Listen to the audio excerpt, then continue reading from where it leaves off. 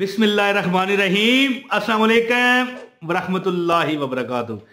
मुझे एक बंदा कहने लगा कि भाई मैं जब भी कभी दुख में आ जाऊं, परेशानी में आ जाऊं, मुसीबत में आ जाऊं, तो 10 मिनट सुबह के वक़्त यानी फजर की नमाज के बाद और 10 मिनट मगरिब की नमाज के बाद मसल्ले पर बैठता हूं।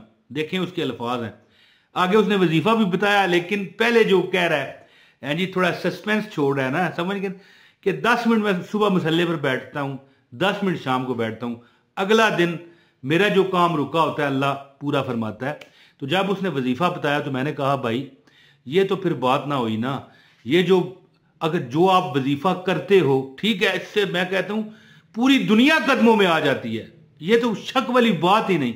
लेकिन मैंने उसे कहा कि भाई बात इस तरह है कि ये बात आप अल्लाह रसूल के लिए किया करो, अपने मसाइल हल करने के लिए नहीं, ठीक है। वैसे तो मैं मानता हूं अमल क्या उसने बताया, यहां पर मैं जो वजीफा बताने आया हूं ना वो है फसयकफीकहुमुल्लाहु वहुव समीउल अलीम। क्या? फसयकफीकहुमुल्लाहु वहुव समीउल अलीम। लेकिन जो उसने बताया ना वो शुरू में क्यों बता रहा हूं, इतनी इसकी बरकत है कि मैं कहता हूं मेरी पूरी वीडियो जो है ना बरकतों वाली हो जाएगी, और जो पूरी वीडियो देखेगा वो बरकतों में खेलेगा इंशाल्लाह, आजमा के देखें। तो बंदा मुझे कहने लगा 10 मिनट सुबह बैठता हूं मुसल्ले पर और 10 मिनट शाम को। तो मैंने कहा क्या अमल है? जब उसने अमल बताया तो फिर मेरी ये राय थी कि भाई आप तो ये कमाल करते हो, ये तो फिर सौदाबाजी हुई ना, ये तो फिर मोहब्बत तो ना हुई ना। हाँ, बंदा कहे कि फायदा नहीं है, ये नहीं बात, फायदा तो है, पूरी दुनिया अगर आप कहो तो कदमों में आ जाती है। अमल क्या बताया उसने? कहने लगा कि सिर्फ 2 तस्बीह सूरह इखलास कुल हुवल्लाहु अहद अल्लाहुस समद लम यलिद वलम यूलद वलम यकुल लहू कुफुवन अहद में पढ़ता हूँ, और नबी पाक सल्लल्लाहु अलैहि वसल्लम और उनकी जो अज़वाज मोहतरात हैं, बीवियाँ, उनकी जो औलाद है, उनके जो मतलब है कि घर के खनवादे रसूल के जो लोग हैं उनको इसाले सवाब करता हूँ सुबह और शाम, अगले दिन मेरा काम हो जाता है। तो मैंने कहा ये इससे बड़ा कोई बंदे को सादत होगी, लेकिन बंदा सोच के करे काम कि भाई ये तो फिर सौदाबाजी होगी ना कि भाई मेरे अगला दिन काम हो जाएगा। तो मोहब्बत तो ना फिर हुई ना, मोहब्बत तो ये है कि बंदा काम करता जाए और फल की तवक्को ना रखे, फल देने वाली जात खुद रब की है। मजा तो फिर है ना कि वो अलामा इकबाल का शेर है शायद, खुद ही को कर बुलंद इतना कि हर तकदीर से पहले खुदा बंदे से खुद पूछे बता तेरी रजा क्या है।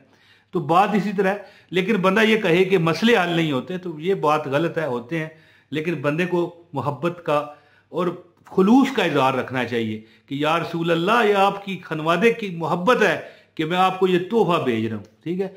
तो दिल में रखे बंदा नीयत अल्लाह के हुजूर, अल्लाह देखें दिलों के भेद जानता है।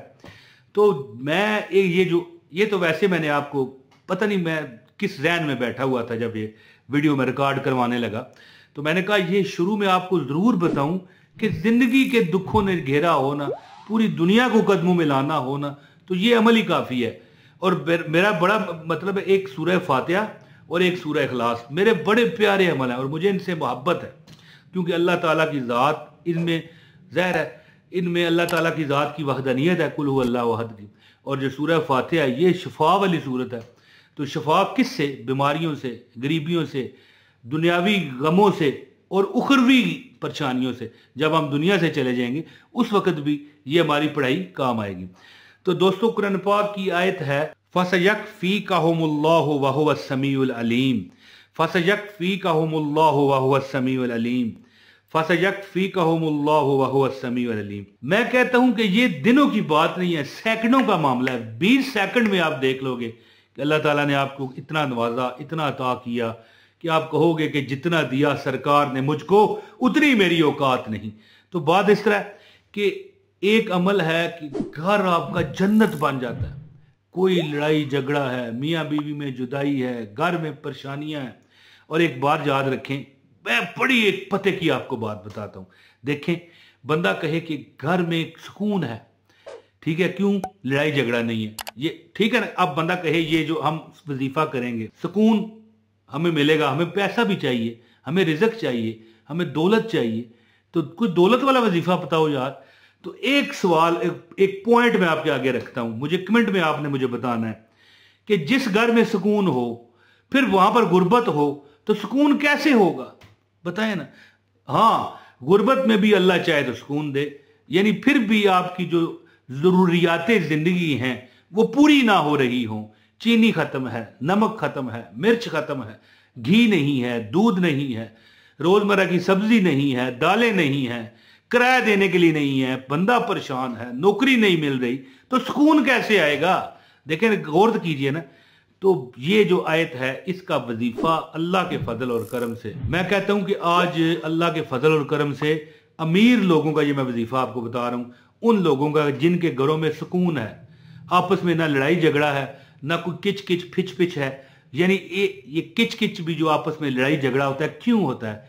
कि घर में राशन पूरा नहीं है, भाई तू काम नहीं करता, बीवियां खामद को ताने दे रही हैं, कई बार खामद बीवी को ताने दे रहा है, कई बार बहन भाइयों के खर्चात जो छोटे होते हैं उनके पूरे नहीं हो रहे, अपनी औलाद को बंदा सही तरीके से नहीं पाल रहा। तो इस तरह के मामलात में घर में बेसुकूनी भी हो जाती है। तो रब्बे कायनात आपको इन तमाम परेशानी से निजात देगा। अमल बताता हूँ, गुजारिश है वीडियो को लाजमी लाइक करें, चैनल पर नए हैं सब्सक्राइब करें, बेल नोटिफिकेशन दबाएं ताकि हमारी हर वीडियो आपको बर वक्त मिले।